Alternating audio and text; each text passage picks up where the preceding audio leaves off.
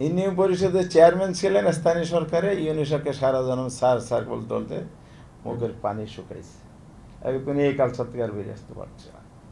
এই জন্য এখন কেউ কেউ সংস্কার কমিশনের মত বিনিময়ে ইনফরমালি বলছে, সেদিন আমরাও বলছি আলোচনায়, এখন এমন একটা ব্যবস্থা প্রবর্তন করা যায় কিনা যে আমাদের ঔপনিবেশিক মানসিকতা বেরিয়ে আসার জন্য এই আমলারাই জনগণকে স্যার বলবে।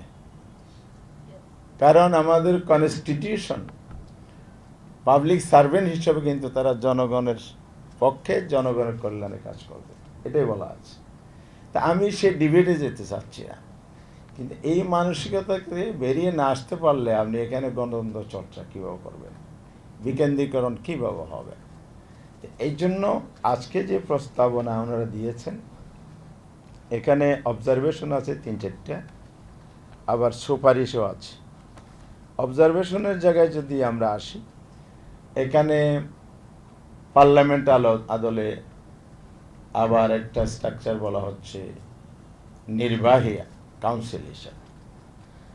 এগুলো আমাদের দেশে নতুনভাবে যদি প্রবর্তন করতে হয়, তাহলে আমাদের এক্সপেরিয়েন্সটা কি? আমাদের জাতীয় সংসদ সচিবালয়, নির্বাহী বিভাগ লেজিসলেটিভ এবং জুডিশিয়ারি যে রাষ্ট্রের অঙ্গ, পার্লামেন্টকে কি আমরা সেই লেভেলে নিতে পেরেছি? যে আদলটাকে আমরা স্থানীয় সরকার অনুসরণ করতে চাওয়ার অবজারভেশন আমরা দিয়েছি, আগে ওই জায়গায় ঠিক করতে হবে। ওই জায়গা থেকে সঠিক ডেমোক্রেসির চর্চা হয়, তাহলে এটা নিচের দিকে প্রবাহিত হবে, অনুসরণ হলে, এটা কার্যকর হলে, তাহলে আমরা বেনিফিট এখানে পেতে পারব। কারণ মেজর অঙ্গকে আপনি বাদ দিয়ে, মাথার ব্রেন তো, বডির তো কতগুলো মেজর অঙ্গ আছে, এখানে ঠিক না করে আপনি ছোট ছোট অঙ্গ প্রত্যঙ্গে কিছু করতে পারবেন না, বডি সচল করতে পারবেন না। এটা হলো বাস্তবতা। এই জন্য আপনাদের এই প্রস্তাবের সাথে আমি বিনয়ের সাথে একটু দ্বিমত পোষণ করছি। তবে হ্যাঁ, এই ভালো প্রস্তাবটা হয়তো কোনো একদিন কার্যকর হতে পারে, সামগ্রিকভাবে যদি একটা পরিবর্তন আসতে পারে সমাজে, তখনই, এখন নয়।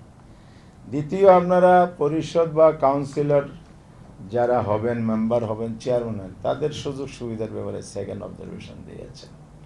হ্যাঁ, এগুলো আপনারা শাসন ব্যবস্থার মোর এক্সিকিউটিভ দিক, এখানে বেসিক জিনিস ঠিক হলে ওটা নিয়ে ঠেকবে না, এখানে আমি ডিবেট করতে চাই না। জেলা পরিষদ নিয়ে যে প্রস্তাবটা আপনারা দিয়েছেন, এটা অনেক বড়, যুগান্তকারী এবং রেডিক্যাল চেঞ্জ হবে। এত বড় পরিবর্তন আসার আগে আমাদেরকে ভাবতে হবে এটার মধ্যে যে জটিলতাগুলো তৈরি হতে পারে সেগুলো কিন্তু আলোচনায় আসে নাই। আমি সাকিবের সাথে একমত, এখানে অনেকগুলো জটিলতা তৈরি হতে পারে। এখানে একটা হলো রূপান্তর বলা হয়েছে।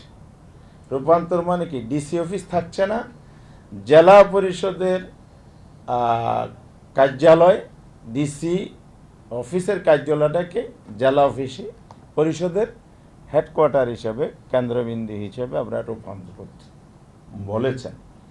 তাহলে আমাদের দেশে একটা হলো রেগুলেটরি অথরিটি, আর একটা হলো ডেভেলপমেন্ট ফাংশন।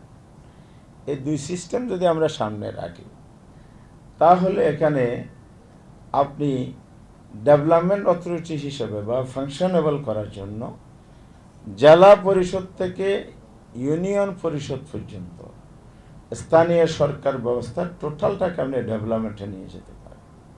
সেন্ট্রাল গভর্নমেন্টের তার বিভিন্ন স্তর, সেখানে নিয়ন্ত্রক হিসেবে, তদারককারী হিসেবে, আপনি রেগুলেটরি হিসেবে তাদেরকে এম্পাওয়ার করতে পারেন। তাহলে এই জায়গাটায় যদি আমরা সমাধানে আসতে পারি, তাহলে বিদ্যমান অবস্থার একটা মৌলিক সংস্কার হবে।